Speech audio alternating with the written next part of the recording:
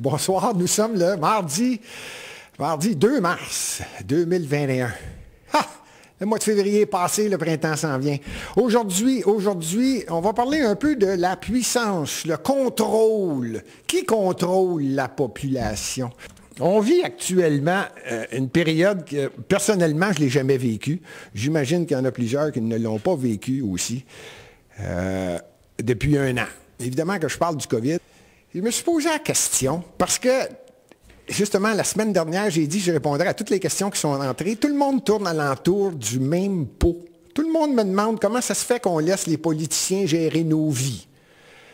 Y aurait-il un moyen de déloger tout le gouvernement du Québec parce qu'il n'y a pas un maudit qui pense différent? Les 125 sont pareils. Tout le monde, on dirait que c'est comme... Ça tourne dans la tête à tout le monde. Coudon, y a-tu quelqu'un qui prend des décisions? Ça vient d'où l'ensemble de ces décisions-là? Puis, je vous le dis, là, toutes les questions tournent alentour de ça. Alors, j'ai décidé de faire une émission et d'aller à la source de ces questions-là. Qui mène? Qui a le contrôle?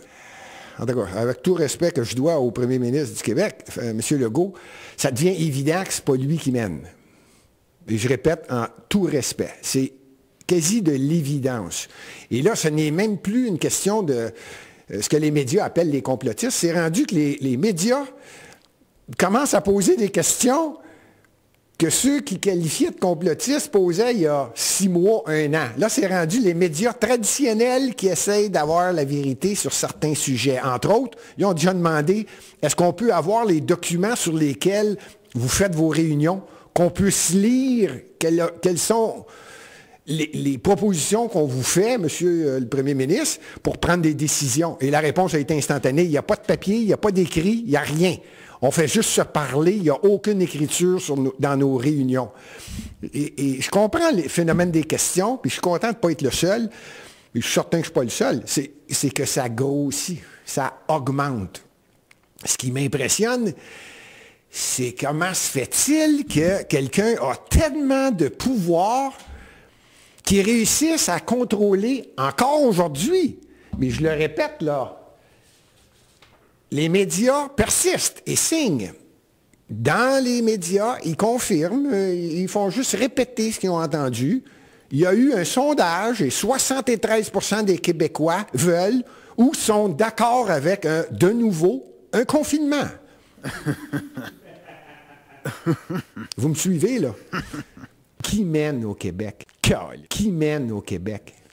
C'est bien en juin 2020 qu'une firme a approché le premier ministre du Québec et son entourage en disant « Oui, on est capable de faire ça. » C'est-à-dire contrôler le déconfinement. Vous rappelez-vous?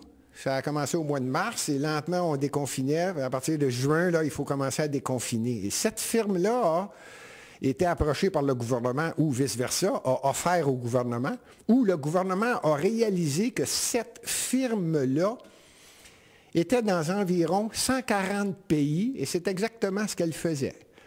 Contrôler l'information pour être capable que tout soit ordonné. François Legault a donné 1 700 000 $ pour le premier coup. La firme s'appelle McKinsey. En anglais, c'est McKinsey Group, c'est le groupe McKinsey. C'est à partir de là que j'ai commencé à vérifier, voyons, comment ça se fait qu'une firme, peut-être que c'est des anciens politiciens, peut-être que c'est des anciens élus, j'ai dit, je vais le vérifier. McKinsey, ça a été créé en 1926 à Chicago. Le fondateur, c'est évidemment James Oscar McKinsey.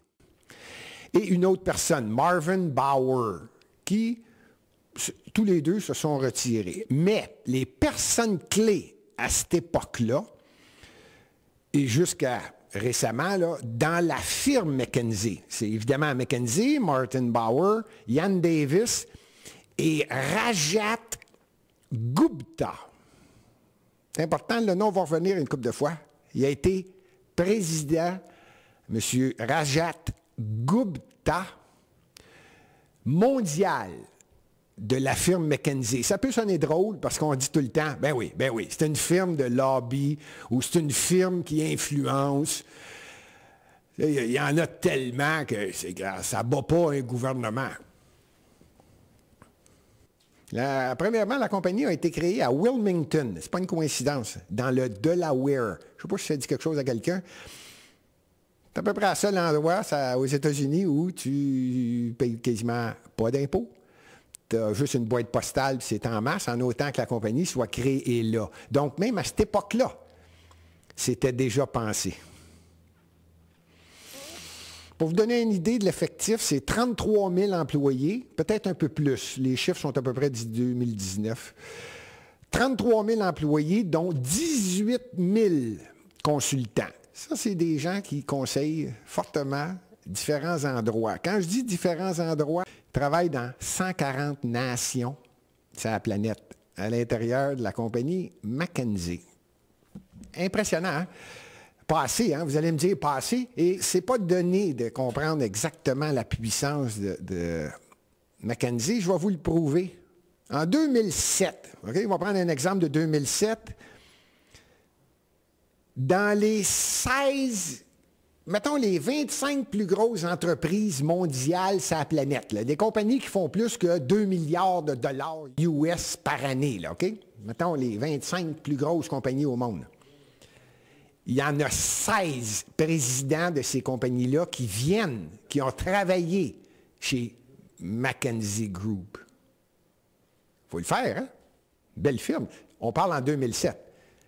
C'est vraiment, vraiment une firme qui a beaucoup d'influence et qui sait comment placer son monde. Et quand on dit CEO, Chief Executive Officer, parmi les 16 plus grosses compagnies au monde, on parle également de président, premier ministre, ministre et députés dans différents pays qui ont passé comme employés chez McKinsey.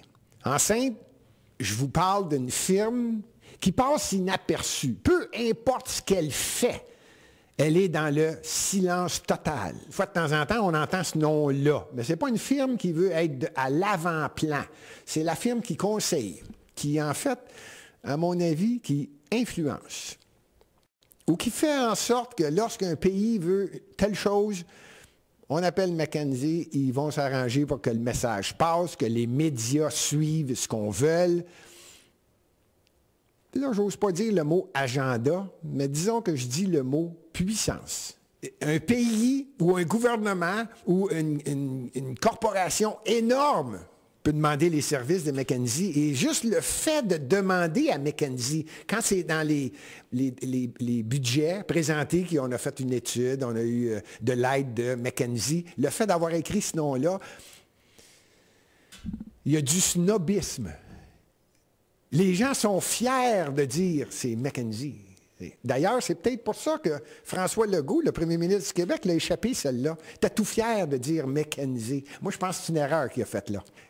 Si, comme moi, plusieurs médias traditionnels vérifiaient c'est qui McKinsey, peut-être que même François Legault et son environnement, c'est-à-dire Arruda et les 18 personnes alentour de la table, je pense que c'est une erreur d'avoir dit ça. Ça venait, à mon avis, de démontrer que Caroline,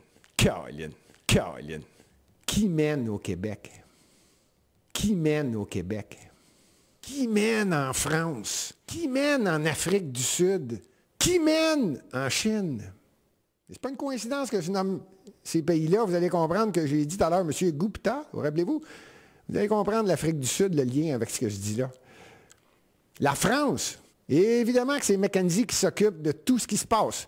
Non seulement confinement, déconfinement, la réglementation, les décisions. On parle même de la façon dont on va procéder pour vacciner. Comprenez-vous la splendeur et la grandeur de la puissance de cette firme-là? Leur chiffre d'affaires, c'est environ 9 milliards de dollars. Quand je disais dans le Delaware, vous vous rappelez, j'ai dit, ils ont installé et le bureau chef est dans le Delaware. Coïncidence. Le Delaware, c'est à peu près l'endroit, en fait, c'est le seul endroit. Je pense que Joe Biden a fait sa campagne électorale aux États-Unis exclusivement dans le Delaware. Ce n'est pas une coïncidence. Il y a beaucoup de firmes puissantes dans le monde qui utilisent le Delaware à cause des différentes lois. Mettons que ça ne coûte pas cher. Il y en a qui ont fait des vérifications. Et selon les informations du journal Le Monde, le forfait fiscal dans le Delaware pour la firme McKenzie, 175 $ US par année. Alors, ce n'est pas une coïncidence qu'il soit là. Et le lien que j'ai fait avec Joe Biden, c'est qu'il y a plusieurs firmes qui sont au courant que ça se passe dans le Delaware. Alors, je trouvais ça drôle de dire, gardons ça, toi. Le président américain qui va souvent là, je fais bien des blagues, il a utilisé et ils utilisent également McKenzie aux États-Unis.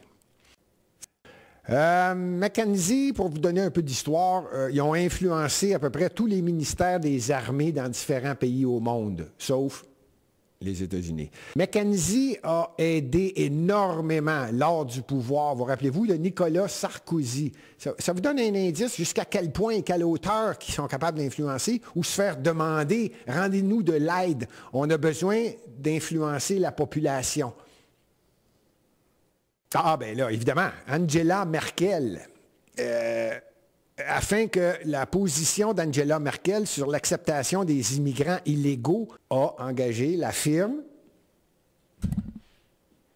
McKenzie, de façon à ce que les gens acceptent plus le phénomène de la migration vers l'Allemagne. Vous me suivez? C'est pesant.